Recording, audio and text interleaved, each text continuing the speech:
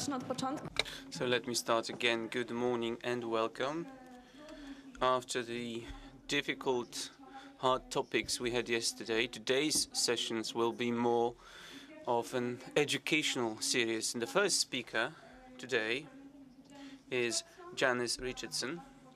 She has extensive experience in education. She's worked as a teacher, university lecturer, and as of 2004, she's been coordinator of InSafe, a network of European projects promoting safe internet use, projects which are financed from the EU program Safer Internet. Her presentation is on media literacy as a condition of active participation in the digital world, condition of full participation in the digital world, but also a way to avoid traps. Thank you.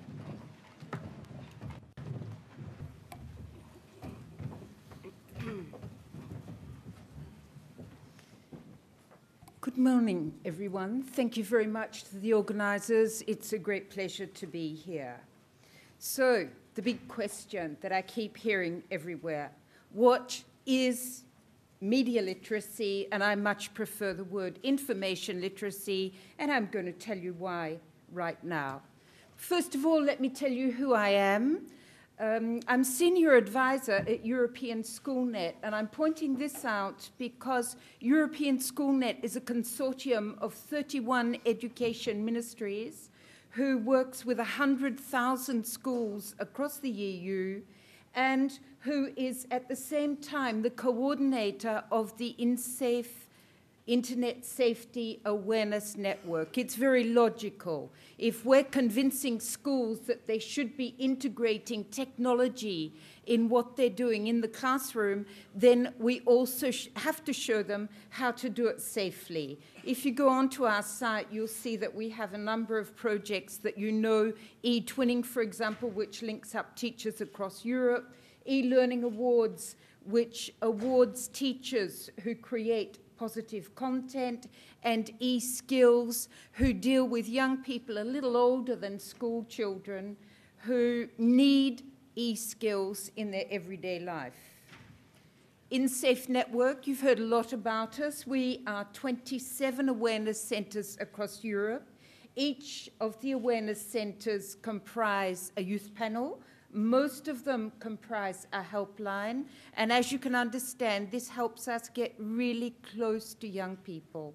They tell us how they're feeling, what their concerns are, and at the same time, we meet them when they're going through difficult circumstances in helplines. Helplines, I must point out, are also used by many teachers and parents when they see that their young child is going through difficult circumstances and need advice and information.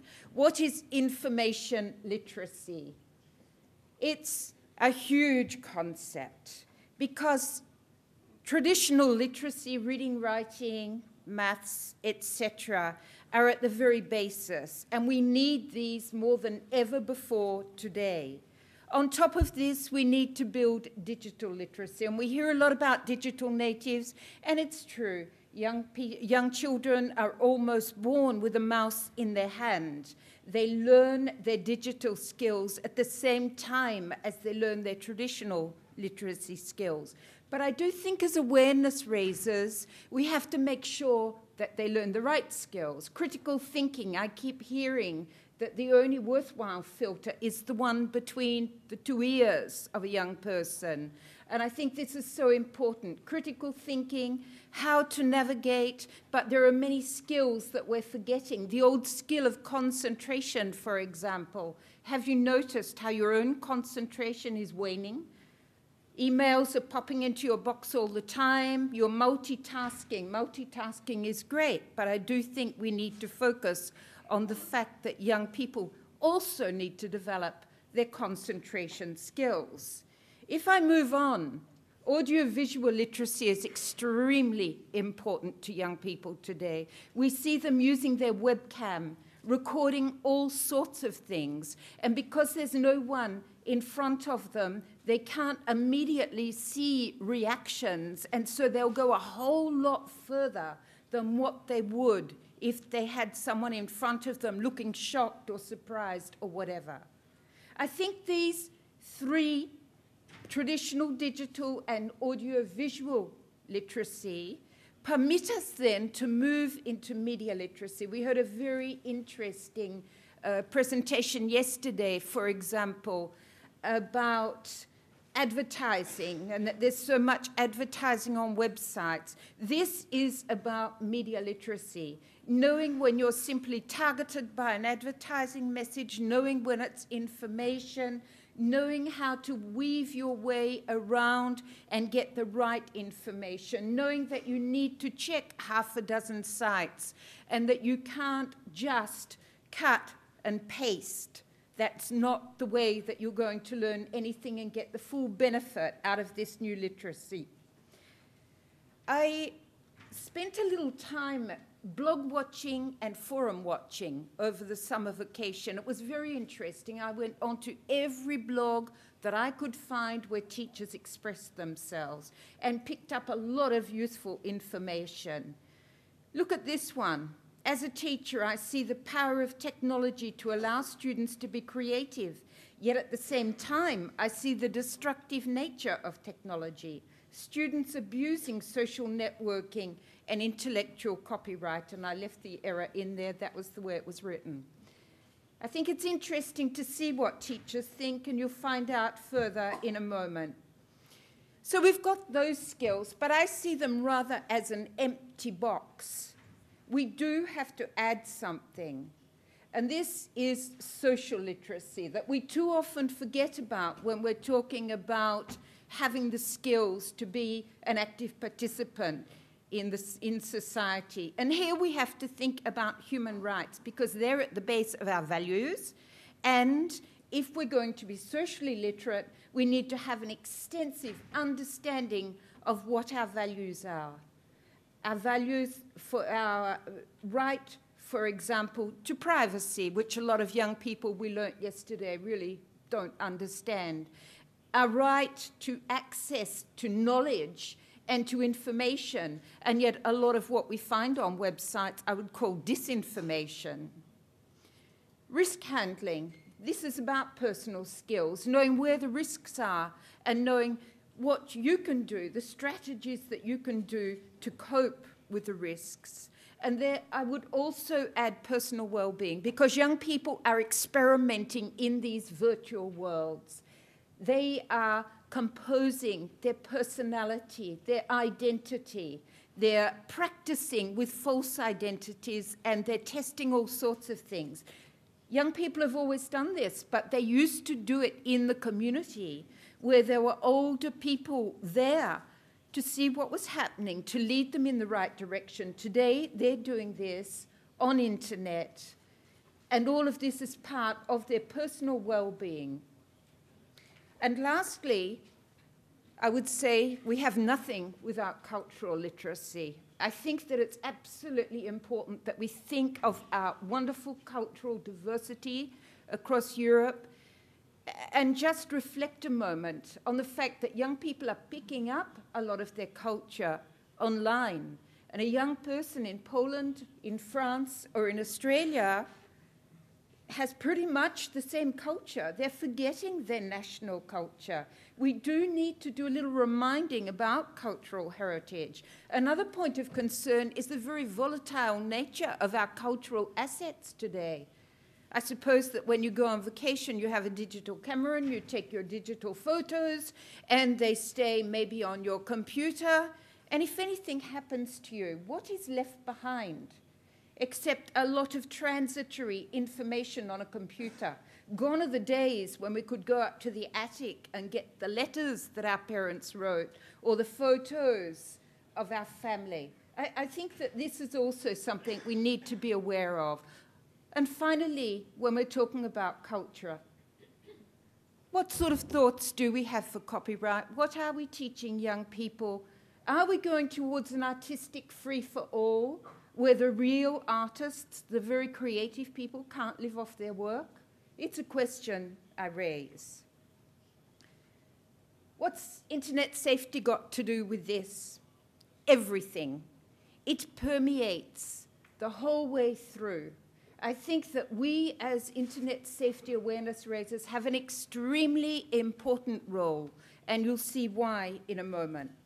A few years ago, a very important man in Europe, Jacques Delors, wrote something called Education, a Treasure Hidden Within for UNESCO.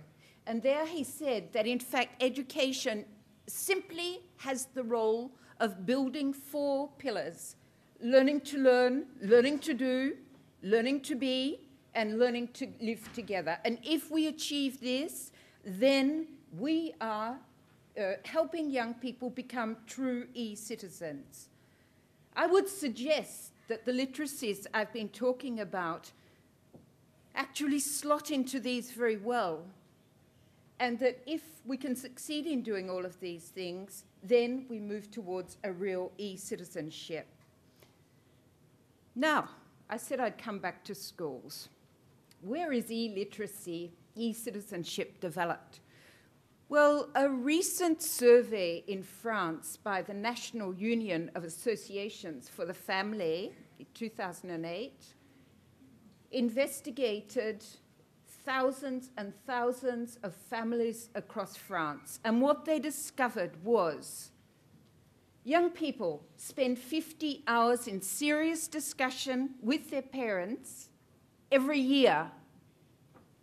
They spend 850 hours in school every year. And they spend 1,500 hours in front of the screen. Now, I calculated that, and I said that is 5 hours or a little less a day. But think about the computer, the television, the cinema. All of these are screens. And we are much closer as awareness raisers to young people through the screen than very often their teachers are or their parents are. But I would say teachers have a huge role to accomplish. Now, I told you that I did a little bit of a lot of blog watching over summer. What did I find? What is the situation for schools and teachers? Well, mind the gaps. First of all, the resources. Teachers complain that education ministries do not provide them with validated training, validated material that they can use in the classroom, a validated curriculum so they know what they're teaching, and they don't receive a list of registered safety organizations who can safely come into the school and help the teacher raise all of these skills. Now, as the InSafe Network, we're very fortunate. We have the validation of the European Commission. On the other hand, because of the rules of subsidiarity, national education is not dependent on the Commission. Therefore, I think it's important that in our own countries, we look at this. How do we get this validation? Secondly, the context. Teachers are complaining that they have to work in a sanitized teaching environment. They're not allowed mobile phones in the classroom. How are they going to teach the kids to use them safely? They're not allowed social networking sites. These are very useful elements that can do a lot in the classroom. Young people and teachers can learn together while doing. And even if they were allowed to have these things in the classroom, there's no clear legal policy which shows the obligations of the teacher. I think then it raises a lot of questions for us. Games. European Schoolnet did a very important game over the past year and a half. Games in schools. How can games be used to improve learning in schools? The documents, it's a full 200-page report, is available. A short report is available for teachers on how they can use games in school. But what do teachers say? When I did a survey a year ago on teachers, I found that about 60% of them play games for themselves online at home. In the classroom, about 2% of them use games to learn with young people. Where is the gap? The gap is because no one has shown them how they can use the games that they love in a learning environment. Media literacy. Teachers are complaining. There is no clear definition, I think we'll all agree. So how are they supposed to develop something when they don't have an established and validated definition of it? What are the goals then? Where is the curriculum? Cyberbullying. They don't receive information on emerging trends. They don't have contact data for specialized helplines or people who can help them. Blocking. It happens in a lot of schools, but it blocks the sites that teachers are trying to access. So what are we doing? I wanted to show you three things that we as European SchoolNet and as, if someone can help me here, I'm looking for the, thank you. Yes, I wanted to show you three things that we're doing as European SchoolNet, but also with the InSafe network. You've all heard about the eSafety Kit. I've heard a lot about it in the last day or so. Now the eSafety Kit is going live. Why? Because we discovered that there's been a 29% increase in young children under the age of 10 using virtual worlds. There has been a proportionate increase in financial transactions online. You might ask me how they do it. It's because providers are very clever. The young person has a mobile. He wants to buy something. He receives a code. He can click it through his mobile, and then he validates, and there he's paid €1, €2 for something. So we know that it's very important to reach to these young people, understand what they're doing. So this is a real live version of the eSafety Kit, which was developed by the InSafe network. The only difference is that it's sliced up into PDFs so that a teacher can take a single game, a single activity. It provides a lot of other games, lots of noise, lots of fun things that young people can use, and still focuses with exactly the same information on the 4 issues of security, cyberbullying, entertainment, and communication.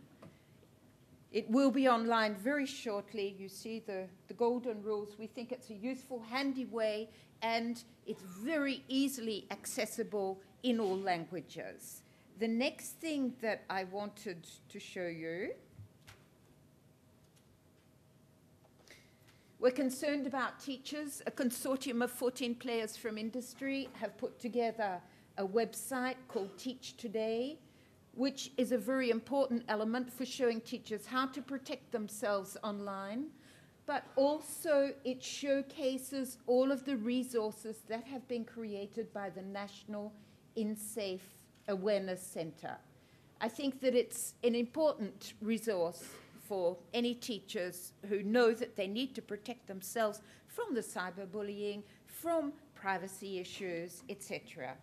Thirdly, we are very proud that at the occasion of the 60th anniversary of the Council of Europe, we have been invited and we have created a teacher's guide for the Wild Web Woods game that the Council of Europe has created for young people. We're also very proud to look down here and note that even here, the Council of Europe places Safer Internet Day and Safer Internet Day Blogathon.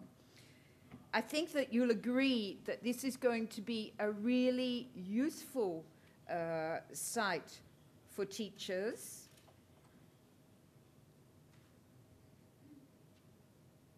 And here we see that it goes through with, I think, a 60-page PDF, a teacher's guide on what you should be teaching the kids in the classroom, how you can teach them about their human rights, how you can take them to learn this game, to play with this game, to discover what they need to know about internet safety. I will finish not with www, but with VVV. I think it's important to remember, first, validation. We need to have our material validated. We must remember that this is a critical issue for teachers across Europe. Valorization. There is a wonderful amount of work out there, of resources and of materials in your national language created by the InSafe network, amongst others. But teachers are not always aware of the great value of this material. And my third V, visibility. There are people out there who never attend a parent's evening to learn what they should be doing with their children online and how they should open up this most important dialogue. We must become more and more visible. And I'm not going to bore you with once again going into Safer Internet Day, but I'm just going to tell you that Safer Internet Day, the 7th annual version, is on the 9th of February. And this year, the theme is Think Before You Post, a very current theme, I would say. So join us then. Thank you.